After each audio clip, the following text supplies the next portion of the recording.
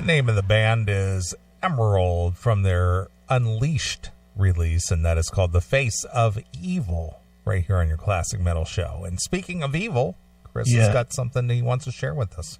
I sent it over to you. Oh, okay. I emailed it right to you. A new band that I think, keeping with the mode of tonight's gayness. Okay. Gayc DC. Have you seen this? I have not. This is fantastic. All right. Let me see here. I'm looking it up here real quick. Did you send it to me? I did. I emailed it. I don't see it here. Well, let's see. Yeah, I sent it. All right. I got it. I had to refresh. Okay. All right. What do we got here? Let There Be Cock, meet the all-gay tribute band to AC/DC. Yeah. What was that other band that we had that were they like a tribute band to the Bee Gees or something? Yeah, were they called the Gay Bees or something? Yeah, what the heck? Let's see. Gay Bee Gees. I forget what they were called. Gay Tribute Bee Gees? I don't remember. Gay Tribute Bee Gees. Wow, there's so many of them. Okay, well, that doesn't matter. We had them on the show once, right? Yeah, we did. And they were actually kind of funny. At least the lead singer, he was pretty funny about, know, what they do. Tragedy. That's what they were called. They were called Tragedy. Okay. But a lot of their songs were like, changed the lyrics and stuff, didn't they? Mm-hmm. Yeah. Okay. Yeah, they were Tragedy, the all-metal tribute to the Bee Gees. Dude, you know when that came out? 2008. Yeah, that's exactly what I was going to say. 10 years ago. Yeah. Jeez. Where did time go? Yeah, no kidding. All right. So Let There Be Cock, meet the all-gay tribute to AC/DC. That's right. We talked to Gayc DC, an AC/DC tribute band from Los Angeles, who think Ozzy should really do something about those split ends. All right. The riff is familiar. The guitar is the same. The distinctive two-step shuffle is the one we're used to, but there's something a little different about the version of AC/DC's Problem Child. The guitarist is a giant, muscle-packed man with a bald head and rainbow-striped knee socks. He's wearing a sleeveless black shirt, a bright red tie, and a Scottish kilt so short it barely conceals what lies beneath. Ooh. This, ladies and gentlemen, is Gayc DC, Los Angeles' premier all-gay tribute to AC/DC. And they've taken the song of perhaps the globe's most heterosexual band and turned them into something altogether more fabulous. Or should I say fabulous? Fabulous. Problem Child is now Bottom Child. Ugh. Whole lot of Rosie turns into whole lot of Josie. Ugh. Dirty Deeds, done dirt cheap, transforms into Dirty Dudes, done dirty cheap, and Big Balls that doesn't need any help at all. Wow. I grew up listening to AC/DC and they're part of my DNA, says drummer Brian Welch. But the whole boy bangs girl thing wasn't something I could relate to. I wanted the songs to speak to me, and that is a big reason we started this band. Now those iconic songs can speak to others who felt the way I did and who can resist taking it into the most fabulous extreme. We love AC/DC. That's what we do. The music's spot on, but have a bit of a cheeky fun changing the lyrics around. Do you assume that Brian Johnson and Angus Young are happy about this? It's hard to say. I would think not. I feel the same, says singer Chris Freeman. For me, the whole experience of AC/DC is dripping with macho heterosexuality, and that part was hard for me to relate to, but I love the music. That part I could relate to. Mm-hmm. Freeman has a long history of kicking against the stereotypes, playing bass in the legendary Queen core band Pansy Division since their formation nearly 30 years ago. Right. signed to Jello Biafra's alternative testicle label. Tentacle label, not testicle. Not testicle. They toured with Green Day, wrote songs with titles like Pat Me on the Ass, I'm Gonna Be a Slut, and The Summer You Let Your Hair Grow Out, and covered Judas Priest Breaking the Law, the lyrics gleefully adapted to flaunt U.S. sodomy law. Gleefully. More recently, Freeman and Welch, along with Gayc rhythm guitarist Carl Rumpf, played in Gay Gays, a tribute to famed 80 girl group, the Go-Go's. The Gay Gays. The Gay Gays. After performing a party held by Go-Go's guitarist Jane Weidland, the trio decided to carry on with a new project, the Gayc were born. Wow. We started throwing out band names with gay in them, and I think it was Carl that said Gayc, and I thought, says Freeman.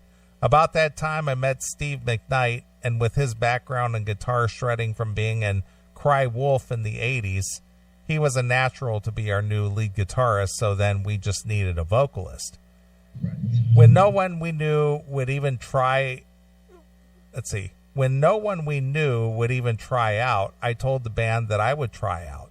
But They had to be very critical. We did, and they were very positive and encouraged me to do it.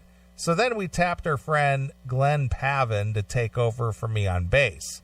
That was nice because I would never have had the chance to be in a band with him otherwise. Since then, the band have gone from strength to strength, gaining a boost in popularity with a video surfacing on YouTube in which the band shared the stage with the infamous Viper Room with former Skid Row frontman Sebastian Bach. Yep. Wow. I saw the video. I didn't submit you that video just because the audio is terrible. Okay. Chris Freeman says, I'd say it started with rock and punk circles before pop. David Bowie went for androgyny. Lou Reed and Mick Jagger flirted with bisexuality. Alice Cooper wore women's clothing. Then the New York Dolls dovetailed into punk. There were many gay people drawn to punk because they felt accepted. They could be themselves without worrying about getting beat up. But perhaps we can thank disco for taking gay into the mainstream. Yeah. Yuck. Thanks a lot. Brian Welch, there was always clues, but nothing was overt. You just couldn't say it out loud. Elton John and Freddie Mercury pushed the limits of acceptability, but we were the ones that were in the closet listening to Priest, Zeppelin, Sabbath, Van Halen, and Accept. Some of those bands even skirted around the gay thing by wearing leather clothing, and some of the song titles were rather titillating. Oh, boy. I didn't know at the time that the women was writing the lyrics for Accept. London Leather Boys meant something entirely different to me than it did to my straight best friend, both of us being huge Accept fans. Mm-hmm.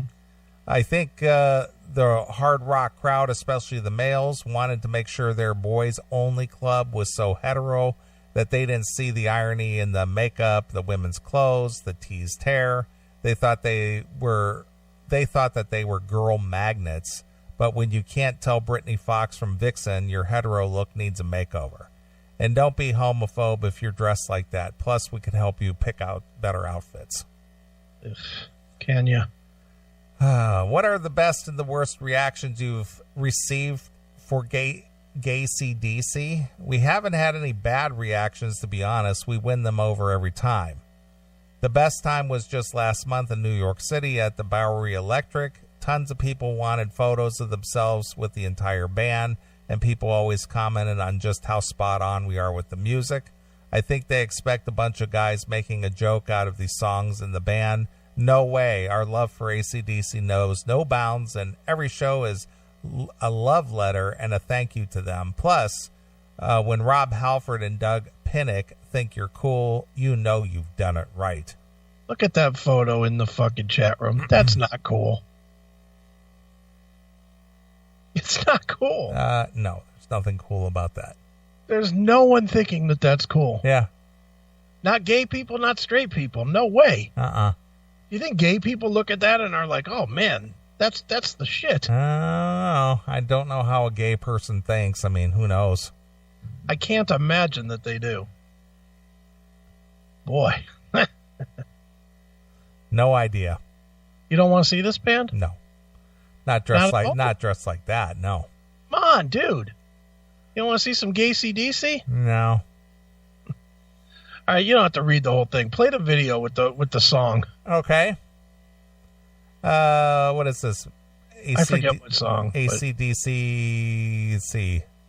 Is it? It's the link. There's two links in what I sent you. It's the last link. Okay.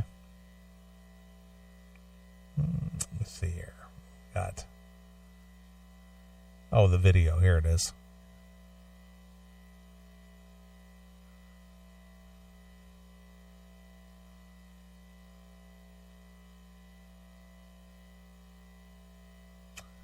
What are they playing here? This was played at the 2017 Palm Springs Pride. I guess. All right.